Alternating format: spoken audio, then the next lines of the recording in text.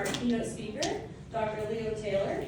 Dr. Leo Taylor is a speaker, educator, consultant, life coach, and trans activist who has spent the past 30 years publicly sharing his journey of gender and sexuality. This process began with timidly assuming a lesbian identity at the age of 17 and has led to the confident, radically authentic, gender nonconforming, outspoken queer man before you today. Through innovative workshops, impactful keynotes, and one-on-one coaching, Leo empowers individuals to rewrite self-defeating narratives shaped by long-term exposure to harmful societal messages. Narratives that too often condemn marginalized people to a lifetime of shame and regret. A true optimist, Leo believes that with the right support, everybody can break free from the fear that keeps them in the shadows and instead live boldly as their radically authentic selves. Let's give a hand for Dr. Taylor.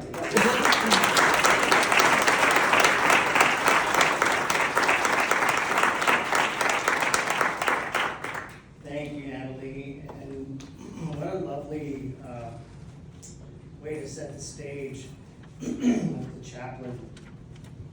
It's an honor to be here with you today, and I see a lot of faces that I recognize, which is lovely. I stand before you today as an out and proud trans man, and I'm deeply mindful that the reason I'm comfortable being seen is because of the unwavering bravery and fierce determination of countless individuals who came before me, many of whose stories have been forgotten.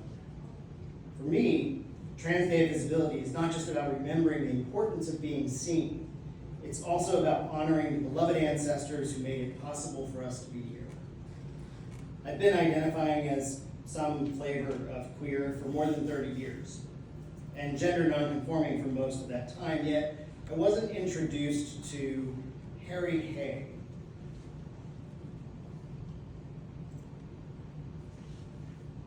Until I encountered Radical Fairies 9 years ago. Since then, I learned that in 1950, Harry founded the Mattachine Society, the first sustainable gay rights organization in the United States.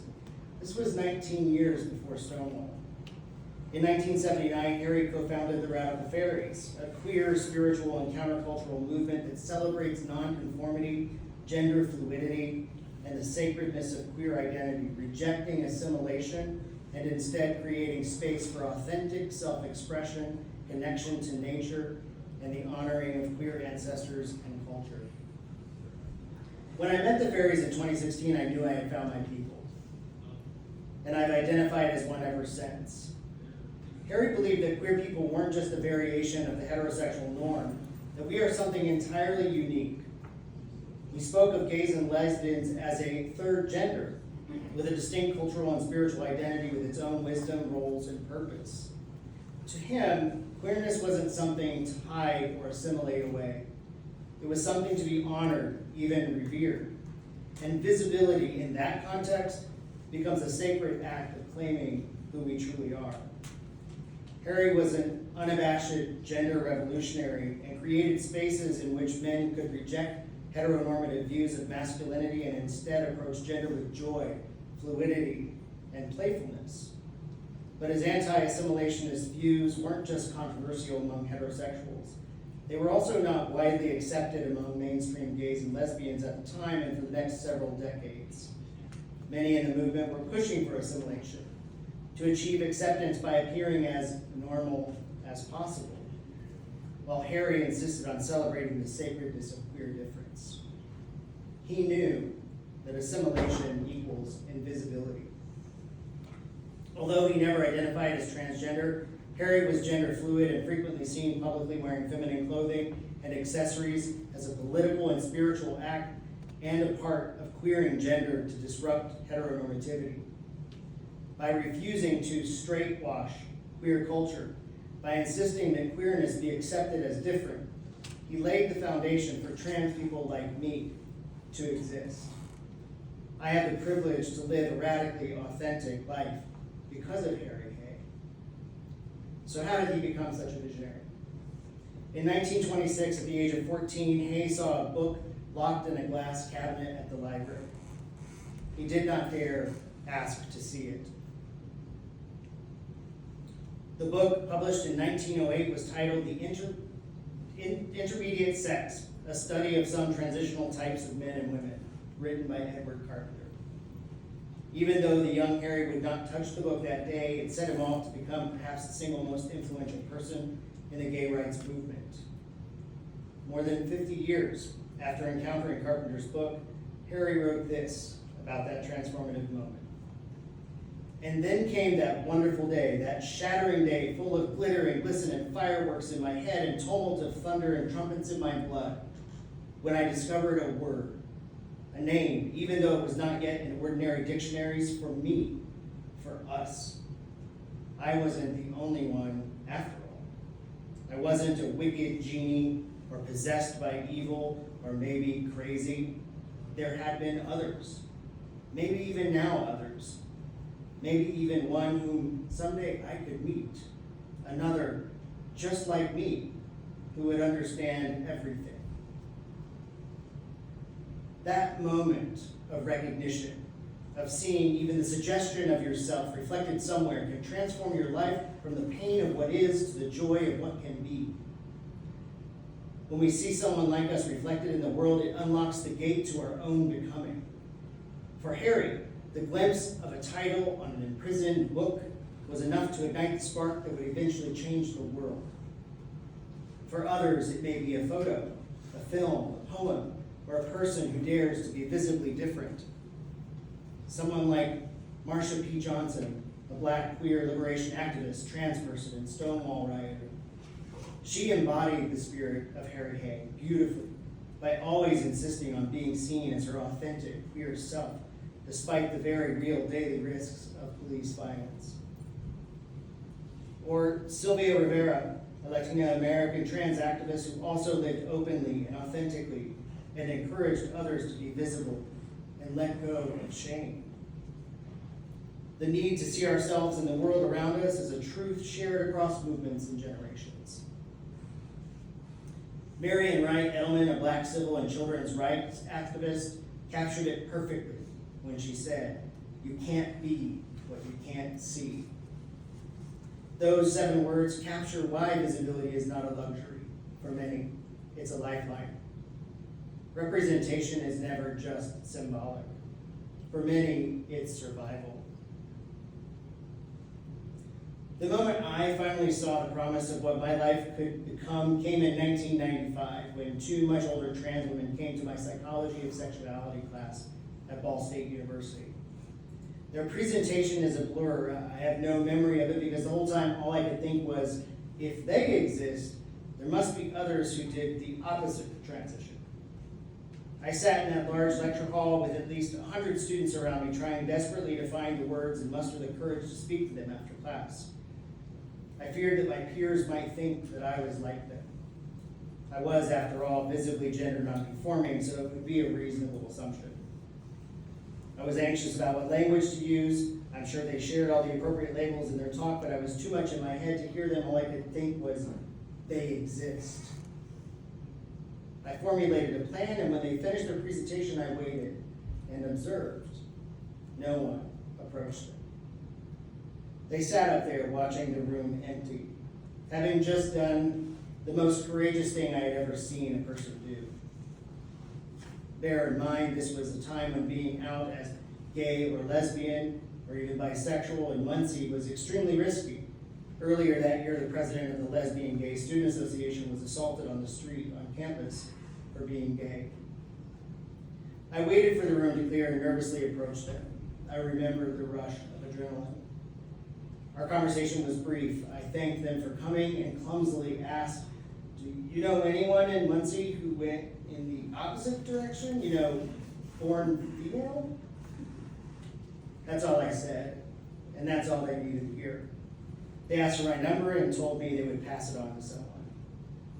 Within a week, I found myself anxiously waiting at a Burger King for a trans man named CJ.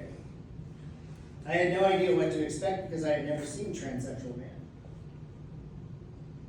Until that fateful day in class, I didn't even know trans people existed. I was excited and terrified. How would I know what he looks like? How would he find me? We don't have cell phones. Turns out it wasn't hard for him to spot me. And before I could register what was happening, he approached the table and started to sit down, and I thought, who is this man, and why is he sitting at my table? I, of course, assumed I would be able to spot this person from across the room. Boy, did I feel stupid. That encounter is a blur, too.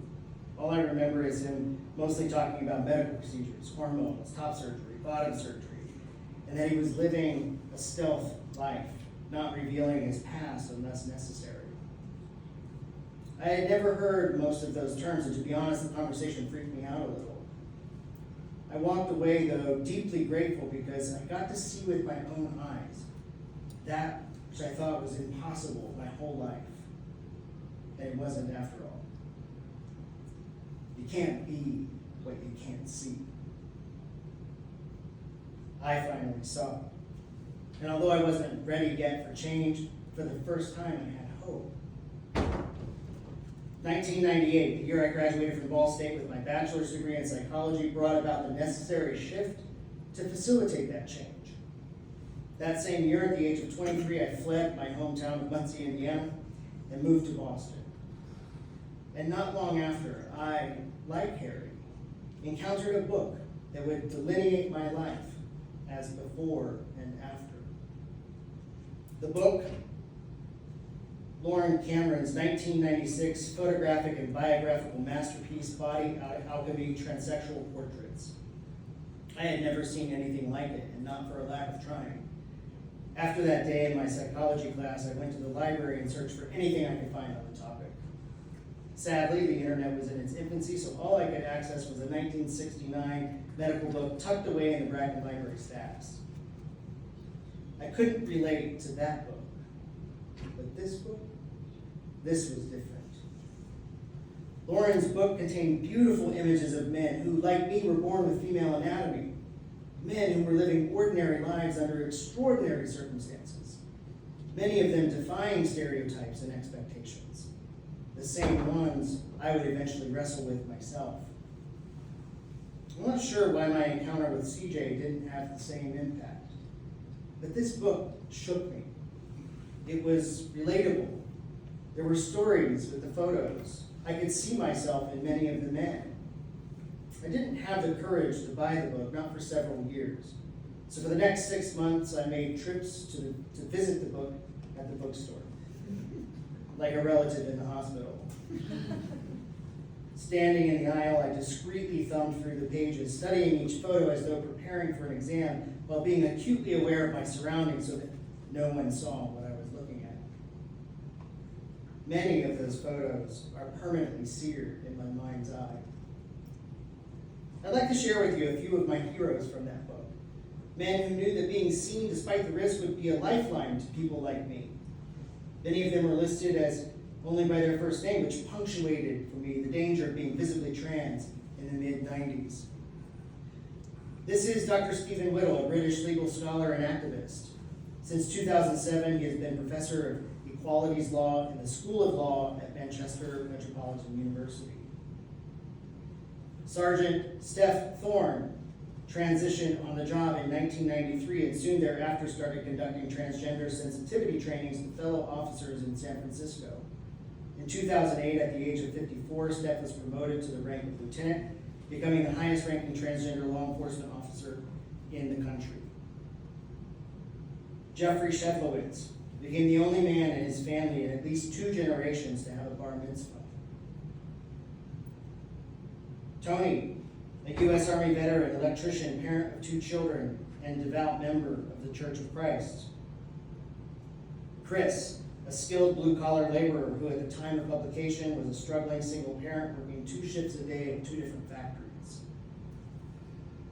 And Chase, an avid bodybuilder and self-employed fitness trainer who could bench press over 300 pounds. This photo mesmerized me and was perhaps the single most inspiring. I memorized the page number and looked it up first every time. I had a strong desire to become this muscular after I transitioned, and as you can see, I succeeded. All kidding aside, at that time I believed that looking like Chase would end my discomfort, and this photo gave me that hope. The diversity of men featured in Cameron's book empowered me to envision endless possibilities for myself.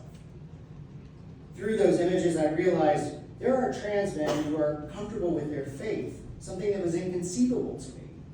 Trans men who work jobs traditionally reserved for men, who transitioned on the job and were respected and even promoted, who got PhD and taught at universities, trans men who are artists, musicians, surfers, and ride motorcycles, trans men who were once lesbians and later married a woman, trans men who became gay men. These images, their stories, gave me permission to dream wildly and end up doing many of the same things.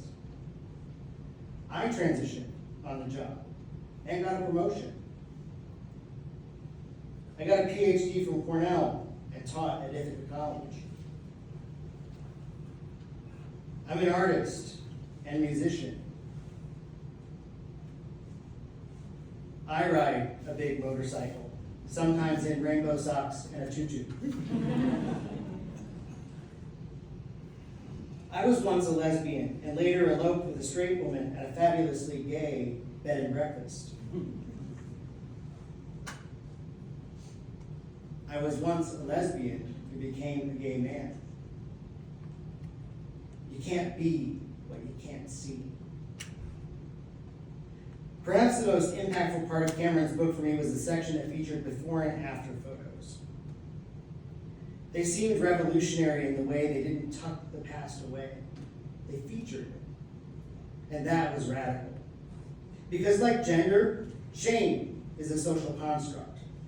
Shame about any identity that doesn't conform to normative societal expectations shackles us to a disempowered state, one that quietly surrenders to white supremacy. To reject shame is not only a radical act of self-love and compassion, it's an essential part of social and political resistance. Rejecting shame means recognizing that we've been fed a lie, one so deeply woven into our culture that many of us come to believe it ourselves, that there is something wrong with being different. This lie was crafted and perpetuated by systems and individuals invested in maintaining control over us. To reject shame, then, is to unlearn that lie and reclaim the truth of who we are. To accept that there has never been anything wrong with us. And that reclamation doesn't end in silence. It demands to be seen. Visibility then becomes more than self-expression. It becomes defiance. It becomes resistance. Like Marsha P. Johnson, and so many courageous others like her, when we allow ourselves to be fully visible in our truth, we disrupt the narratives that were designed to erase us. We remind the world that we exist, that we've always existed, and we are not going anywhere. So, in keeping with the theme of visibility, I'd like to honor one more person, someone who has often been forgotten, even by me, someone whose strength made my life possible. I'd like to introduce you to Lynette. Lynette was born in 1975, seen here with her childhood cat, Kitty Tom. They grew up together. She had some pretty big ears to grow into. They were like her father's. Her father yelled a lot and was physically abusive. She was a sister and was close to her brother growing up when they were young. She was a brownie and a Girl Scout and was really good at selling Girl Scout cookies. She was raised by working class parents and forced many times against her will to go to an evangelical Pentecostal church 3 times a week. She really struggled with being forced to wear skirts or dresses every day. She wasn't allowed to cut her hair, but somehow her bangs frequently and mysteriously just wouldn't grow quite as long as the rest of her hair. For financial reasons, her mother made all of her dresses. She hated her wardrobe. She really wanted to wear pants and shorts. When puberty started, she was very confused and disturbed by the changes to her body. She was an awkward teenager. She had a favorite aunt who called her Nettie. She liked that nickname and the way her Aunt Pam said it. In middle school, she was the mascot on the cheerleading squad. She didn't care for cheerleading and would have much rather been playing basketball with the boys, but that wasn't an option for girls. She had friends over for sleepovers. She played volleyball and had really big hair. It was the 80s. She spent a lot of time talking on the phone with her best friend and was totally responsible for the tangled mess that became of the curly phone cord. She loved her cat, Kitty Tom, and other animals, and wanted to be a veterinarian when she grew up. Sometimes on Halloween, she would push the boundaries as far as possible. See, girls weren't allowed to wear makeup in her church. She actually showed up at a church party wearing this outfit. Lynette was audacious. She tried really hard to follow the teachings of the church, but usually felt awkward and out of place. She never felt like a girl. She was envious of the boys who got to wear pants and cut their hair. She attended church camp every summer and made lots of friends. They would write letters to each other and send them in the mail. She mastered the art of big 80s hair. She got really good at using a blow dryer while spraying rave hairspray so that she would get the perfect wave and height. She even went through a brief skater phase and somehow managed to sport a flop. And around the same time, she met a boy who would become her boyfriend for more than 2 years. She only went to one prom. It wasn't her thing. She tried really hard to follow the teachings of the church, but she knew she was gay and was taught that that was not okay. It tormented her, and at the age of 16, her church performed an exorcism of the demon of homosexuality. She prayed constantly to be free of her feelings. When it became clear the exorcism didn't work, she attempted suicide. She hated herself. She spent 5 weeks in a locked psychiatric hospital in Indianapolis where she started to talk about her experiences. These are notes from her journal. While in the hospital, she started to heal and accept her identity. She came out to her parents. It didn't go well, but it could have been worse. When she was released from the hospital, she had to return home and continue to live according to church standards. She tried so hard to follow the teachings of the church. But one day, she met a girl at church, and they became best friends. Lynette thought that day would never come. She would have her best friend over for sleepovers all the time. Lynette was really bold. These are her senior photos. Her girlfriend, best friend, is in one of the center photos. Lynette graduated high school third in her class of more than 300 students in 1993 at the age of 17 because she skipped 6th grade. Lynette was very intelligent. 3 days after graduation, her father kicked her out of the house for being gay. She slept on the couch of a coworker's apartment until she could afford to get her own place. She really struggled that summer, but was able to get her own apartment after only 3 months. She really struggled with the loss of her religious community, but had to abandon it because she couldn't be authentic. Lynette worked extremely hard to get through college on her own and found love several times. Was able to shed the shame that she had been carrying with her about her sexuality. She started serving on speakers panels in classes around campus, speaking openly about being a lesbian. She started to experience a sense of pride for the first time in her life. She started exploring gender-affirming clothing, although they were usually exceptionally baggy. Ironically, and just for fun, she appeared on the Jenny Jones show. The topic, "She looks like a guy," made her over. It wasn't a good makeover. And yes, I have the recording on VHS. Lynette was adventurous. She lived in a dorm for a year. They were allowed to smoke in dorms back then. Lynette started smoking as a teenager and quit 15 years later. She painted a giant pink triangle in one of her dorm rooms. People talked about that for a while. She loved playing rugby and drank a lot of Natty Light at parties. She loved her rugby friends and never felt a sense of kinship like that before or after.